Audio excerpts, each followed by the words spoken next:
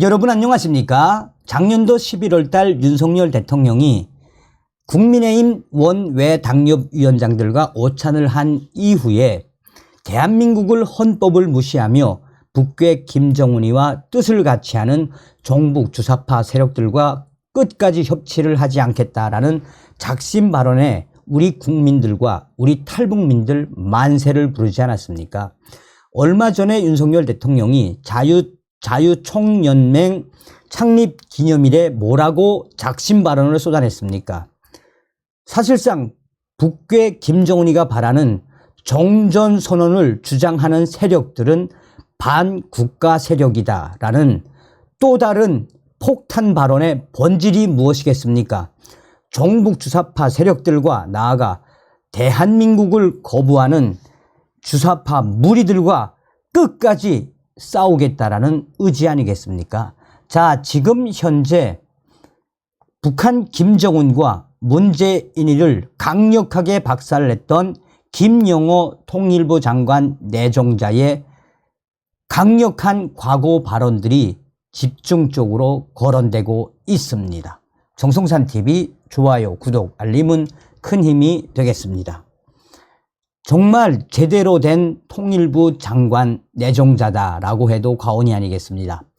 북한은 북핵 문제 해결책은 김정은 체제 파괴라는 통일부 장관 내정자. 차기 통일부 장관에 내정된 김영호 성신여대 정치외교학과 교수는 대북 강경파로 평가가 됩니다. 그는 남북관계를 적대적 관계로 규정하며 북한 문제, 나아가 북한의 핵 문제를 해결하려면 북한 김정은 체제를 무너뜨려야 한다라고 주장을 했습니다. 남북 대화, 교류, 협력을 추진해야 할 통일부 장관으로 부적절하다는 비판이 민주당에서 나오고 있습니다. 윤석열 대통령은 29일 차기 통일부 장관으로 김영호 교수를 내정을 했지요. 김영호 내정자는 통일부 통일미래기획위원장을 맡고 있었으며 김태효 국가안보실 1차장과 함께 이명박 정부 외교안보 참모로 일했습니다. 그는 2011년 초부터 1년간 청와대 통일비서관을 지냈습니다. 뉴라이트 계열에서 활동해온 김영호 내정자는 그간 언론기고문 등을 통해 북한 김정은과 문재인 전 대통령에 대한 강력한 적대의식을 표출해 왔습니다. 그가 2018년 8월부터 2019년 9월까지 매달 펜앤마이크에 기고한 칼럼들에서 이러한 입장들이 확인되고 있습니다. 김영호 내정자는 북한 김정은 정권 붕괴를 강력하게 역설을 해왔습니다. 김영호 내정자는 기회가 있을 때마다 북한 김정은 정권, 북한의 핵 문제는 북한 김정은 정권이 붕괴가 되어야 해결된다라고 강조해 왔습니다. 그는 2019년 4월 18일 칼럼에서 북한 김정은 정권이 타도되고 북한 자유화가 이루어져서 남북한 정치체제가 일체제가 되었을 때 통일의 길이 비로소 열리게 되는 것이라고 밝혔습니다. 2019년 2월 17일 칼럼에서는 북한 핵 문제의 근본적인 해결책은 북한 전체주의 체제의 파괴에 의해서만 가능하다는 점을 인식하는 것이 그 어느 때보다도 중요하다라고 강력하게 주장을 했습니다. 북한 김정은 체제가 스스로 붕괴될 것이란 인식에서 나아가 외부의 힘에 의해 무너뜨려야 한다라고 주장을 한 것입니다. 그는 2019년 3월 19일 칼럼에서는 2008년 김정일이 심장 발작을 일으킨 후 불과 몇 년 사이에 전혀 준비가 되지 않은 채로 김정은은 지도자로 옹립되었다라며 김정은이 북한 군부의 이해관계를 무시하고 아무런 대가 없이 북한의 핵 폐기에 나설 경우 소련의 고르바초프처럼 북한 군부의 구테타를 맞을 가능성을 배제할 수 없다고도 주장을 했습니다. 김영호 내정자는 2018년 9월 18일 칼럼에서는 남북 관계가 경쟁 관계가 아니라 적대 관계라며 국방부가 국방백서에서 북한은 주적 개념을 삭제한다고 하는 것은 커다란 잘못이라고 밝혔습니다. 2019년 1월 16일 칼럼에서는 엄연히 북한이 우리의 생존을 위협하는 실존적 적인데도 이를 무시하는 것은 북한에 대한 눈치 보기라고 강조했습니다. 북한을 적으로 규정하며 북한 붕괴론 인식을 드러내온 윤석열 대통령과 결이 맞아 보인다라는 게 언론들의 주장입니다. 자, 남북 대화와 협상을 담당할 주무부처인 통일부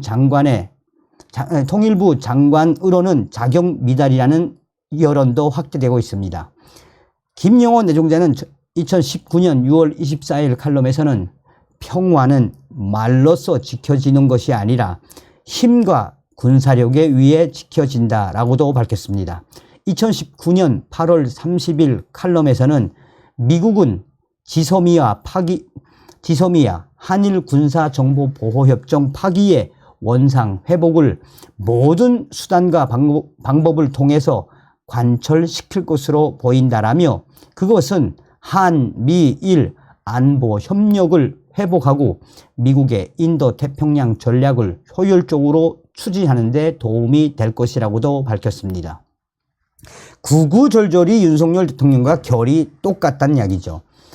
자, 문재인 전 정권을 향해서도 김영호 내정자는 강력하게 비판을 하고 나섰습니다. 문재인 정부의 통일, 외교, 안보 정책을 강하게 비판을 했습니다.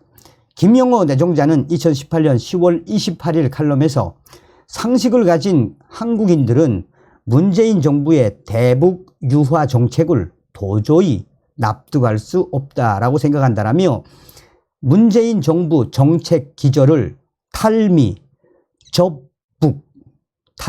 접북 노선과 친중 반미 정책이라고 강력하게 문재인 전 정권을 비판했습니다. 2018년 남북 정상회담 결과로 맺어진 판문점 선언과 9.19 남북 군사 합의에 대해서도 강한 비판적 입장을 드러냈습니다. 김영호 내정자는 2018년 9월 13일 칼럼에서 4.27 판문점 선언은 민족 공조론이라는 잘못된 생각에 근거를 두고 있다라며 2018년 10월 4일 칼럼에서는 9.19 군사 분야 합의는 남북 공조라는 미명하에 서해에서 미 해군의 활동과 미국의 군사력을 무력화시키려는 반미 친중 정책이 그대로 반영된 것이다 라고 문재인 전 정권을 강하게 비판을 했었습니다. 김영호 내정자는 2018년 10월 28일 칼럼에서는 문재인이 9월 말 유엔 외교와 최근 유럽 순방을 통해서 김정은의 입장을 대변하면서 대북 제재 완화를 국제사회에 요구했지만 싸늘한 대접을 받고 문재인 그의 중재자 외교는 완전히 실패하고 한국은 외교의 외톨이가 되고 말았다라고 주장했습니다. 김영호 내정자는 2018년 8월 1일 칼럼에서는 섣부른 종전선언은 제2의 6.25 전쟁 초대장이라고도 강하게 비판을 했습니다. 윤석열 대통령이 전날 자유총연맹 창립기념사 축사에서 왜곡된 역사의식, 무책임한 국가관을 가진 반국가 세력들은 핵무장을 고도화하는 북한 공산 집단에 대해 유엔 안보리 제재를 풀어달라고 읍소하고 유엔사를 해체하는 종전선언을 노래 부르고 다녔다라고 비판한 것과 유사합니다.